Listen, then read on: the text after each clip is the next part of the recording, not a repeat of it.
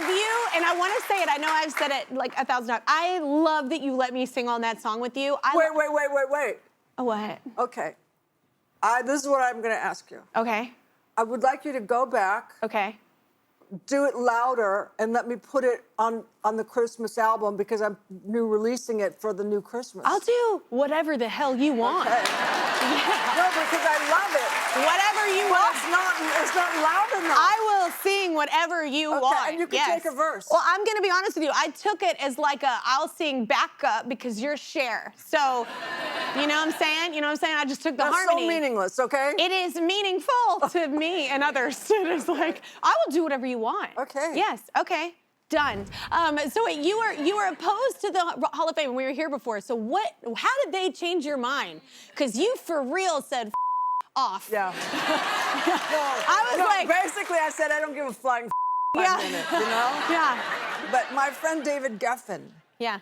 yes. We got a few people that love David. My friend David Geffen wrote them a letter, and then John Sykes said, you know, we really have to rethink this, and then the board, you know, they voted for me, but it was David's letter. Yeah. Because it was terse. Who is on this board? It's incredible Well, it's to me. new. I mean, that's the great thing about it. Before, the board was like, the guy who ran it said that there was no room in music for women. Oh, that's fun. Right. Yeah. And I don't know, I could be exaggerating, which I'm prone to do, but I think there's 600 men and 90 women. Okay. And still we're holding it down. You know what? Yeah. Yes. Right.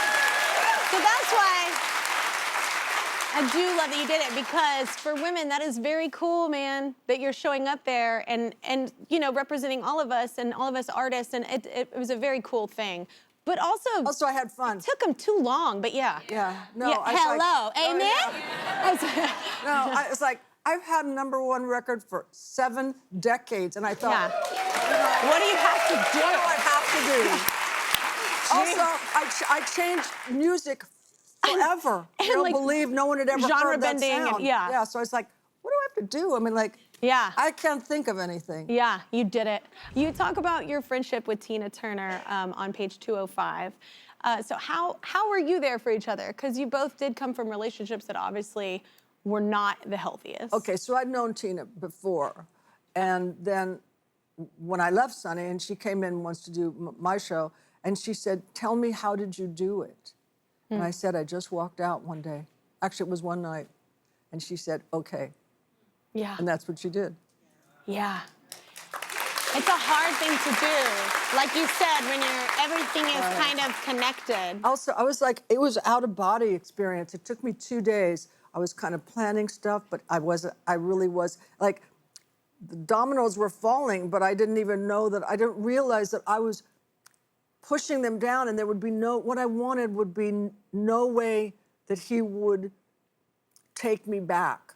I was just pushing it and pushing it and pushing it, and I did have a plan, you know, which is like most of my life. But so I left him. And you had to start over.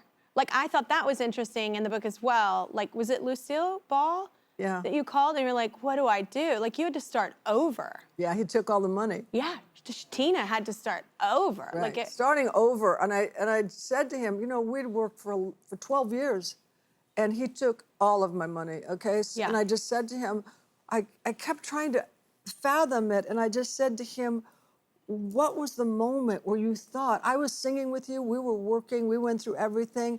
When was the moment that you thought it would be okay to take my money?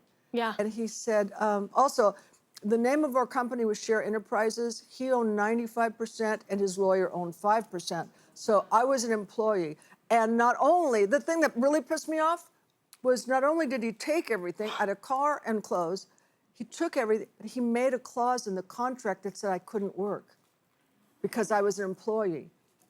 And so if David hadn't been there, I would have just been on the street. Like, looking back, the amount of red flags looking back, like that's, but also you're talking about a time too, and I think that was a very norm thing for the man at that time to have the say in the company and you to be like a name on, like, unfortunately at that time, I think that was more normal than I know, that. but I was a partner. No, you know? no, I know that. I'm Right. saying no, you no, definitely yeah, deserve absolutely, it. Yeah, yeah, yeah. absolutely. But That's I why I'm think, so like, glad that girls don't take that anymore. yeah. Yesterday, I went to school and I wore my hair in an afro like this. And a lot of people had a lot of mean things to say about it. So that made me feel some type of way. I told my mom and she said, promise, don't forget who you are and whose you are. And I said, okay. So today, I'm going to go to school and I'm going to come back bigger and better. And don't allow anyone to steal your joy. Don't give them that much power. Oh my God. All right, I see you. Her name is Promise Sawyer. She's only 10 years old, but I want to make her my life coach because I love her. Promise is here along with her mother, Quee. So, okay, Promise, tell me what happened when you got to school. So, when I went to school, I wore my hair in an afro, and a lot of people had a lot of mean things to say about it, and that really surprised me because at my other school, everybody used to love it. Like, they would say, Promise, I love your hair. But when I went to this school, everybody just had, like, several negative things to say about it. And just, yeah. That's mean. Kids can be mean. Junior high sucked for me. It wasn't fun. But as moms, we try so hard to protect our kids, and I'm gonna be real with you. I probably would have walked up to that school. I would not have handled that well, maybe lost a couple jobs. I would not have handled that well. Because it's your baby. Somebody's talking to your baby, and they don't even know your baby. They're just making fun of something that's maybe different than what they're used to. What did you tell her when that happened? So she came home and, of course, kind of expressed what happened. She was like, I'm feeling sad, I'm feeling this. And she kind of gave me, like, a plethora of emotions.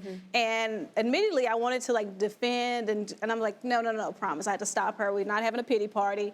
And I had to tell her, no, how did you feel this morning? You know, how did you feel when you walked out? And she said, I felt confident, I felt good, I feel great about it, I felt cute. And I'm like, okay, she said, but they said mean things, and they said this, and then she just kept going in. I was like, no, how do we feel about it? And she said, I felt good. And I said, that's all that matters. I said, you're not good. I'm so proud of you. That's so cool that you flipped it. You turned it into a positive. You turned it into confidence. I love that. How did the kids react when you went back the next day? They were kind of used to it, but some people still were asking, like, why are you wearing your hair like that? I was like, why are you wearing your hair like that? That's what I would say. A few minutes later, I got to surprise Promise with a celebrity who became a quick admirer of hers, an actress who doesn't hesitate to offer straight talk, especially when it comes to body image. Promise's reaction was priceless. Take a look.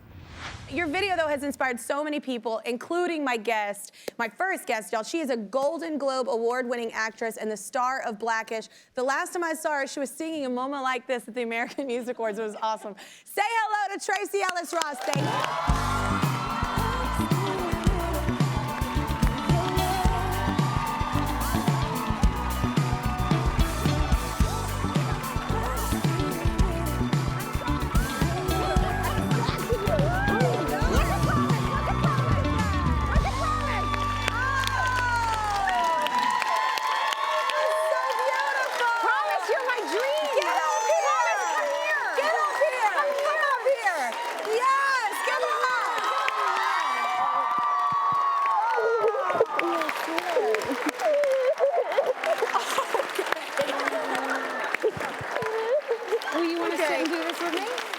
She want to sit. You can do anything you want. It's my show. You make anything happen.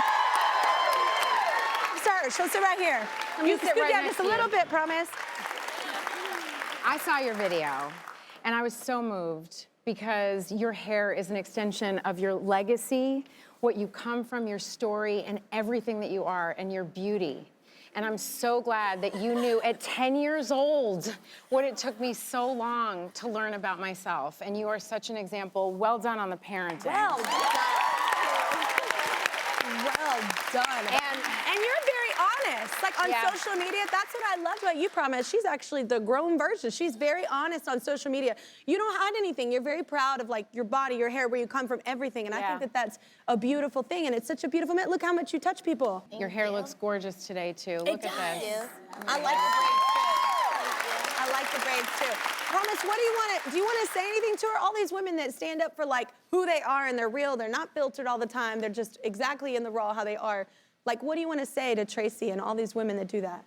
Just keep doing what you're doing and just go make the world a better place. my God. Well, Tracee, I can't. I'm done. This wasn't even expected. I'm losing my mind. It's fine. Anyway, Tracee, I love this video of you as well. We're gonna roll the tape here. Last night's pasta dinner right here, lunch, and this is God-given.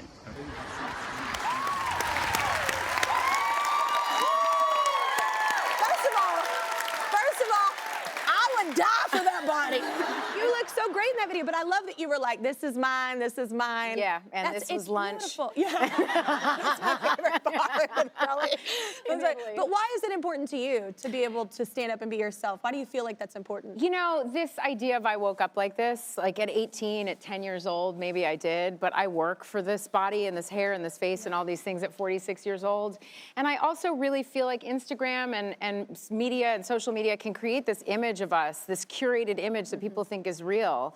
We as people, as human beings, are these full beings that like have good moments and bad moments, bad hair moments, good hair moments, and all these things. And I feel like it's really helpful for me when I see other people in their truth. It makes me feel comfortable with myself.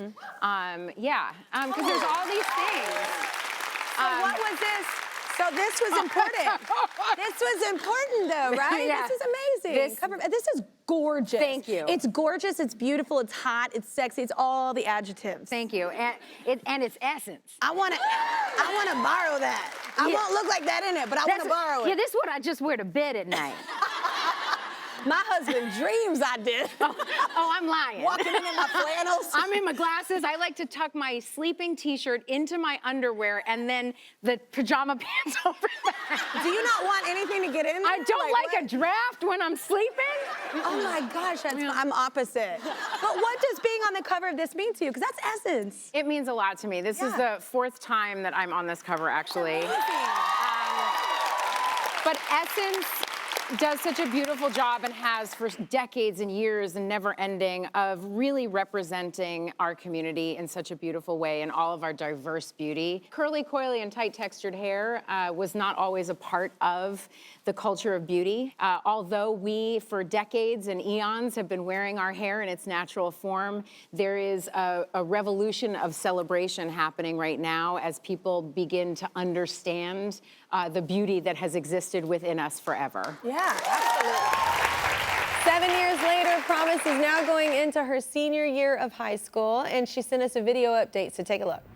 Hi, Kelly. I can't believe it's been 7 years since I've been on the show. So let me catch you up a little bit. Last time I spoke to you was when I was starting middle school, and now I'm about to go into my senior year of high school as a dual athlete in both track and volleyball. I just remember being super excited about meeting you, of course, and then obviously being super shocked to meet Tracee. The advice you guys gave me about embracing your hair, and your hair is the legacy and extension of yourself. All of those things you guys told me has stuck with me a lot over the years, and I just wanted to thank you for that. And as my 10-year-old self said, don't allow anyone to steal your joy. Don't give them that much power.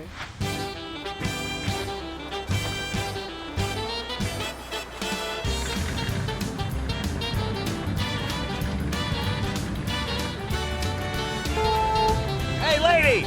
Hey! What's up? Hi, doll. How you doing? I like that Buick. How are you? Meeting you here. Yeah, there you go. I like your car. What kind of car is that? This is a 1970 Dodge Challenger. When I was a kid, this is a car I always wanted, and now I got it, and I'm with the girl I always wanted, so now I got it. So I've been doing them both for 50 years. Well, not doing them both. That sounds terrible, doesn't it? Yeah, that sounds bad. But you know what I mean. It sounds perfect. You know what I mean. Do you like my beauty?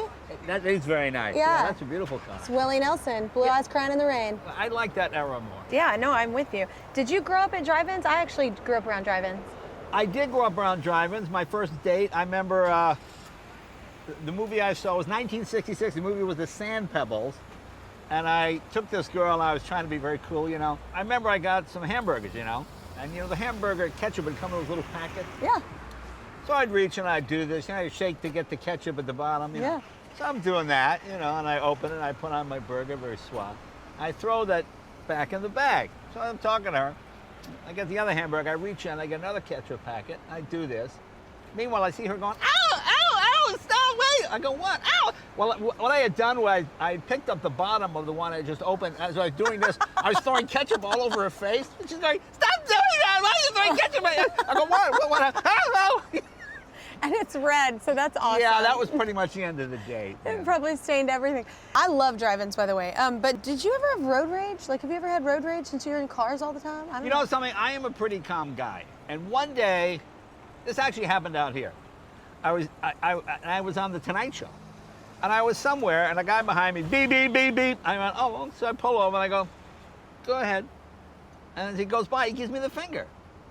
So I go, hey, what was that all about? I was trying, but he does it again. So now I'm really mad. And I can size up people pretty quick. So I look at him, I go, let me guess. Mid-50s, bald, divorced, fat, your kids hate you, your wife hates you, you got a dead-end job, you're going nowhere, your greatest day was in high school, am I right? You peaked. Okay, and now the guy starts crying. Oh, no. So I'm like, well, look, I didn't, oh, no. He goes, no, you're right.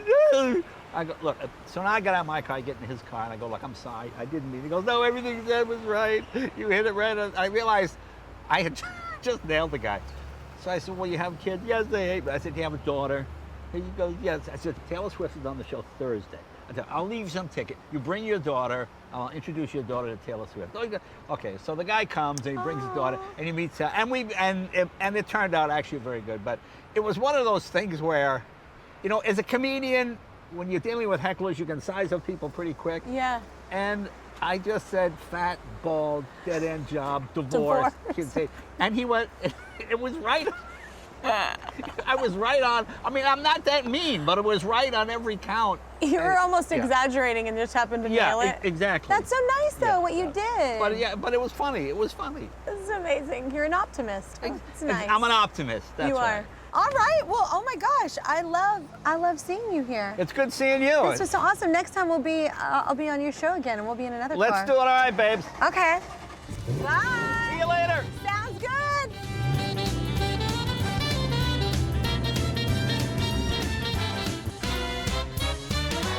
Check out this amazing video of a horse in Australia who's got impressive skills on the keys.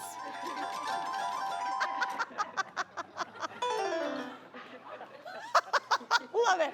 Let's talk to this budding musician along with his owner, Sophie. Hi, Sophie. Oh my gosh, first of all, holy, I was like, she looks exactly like Patty Griffin.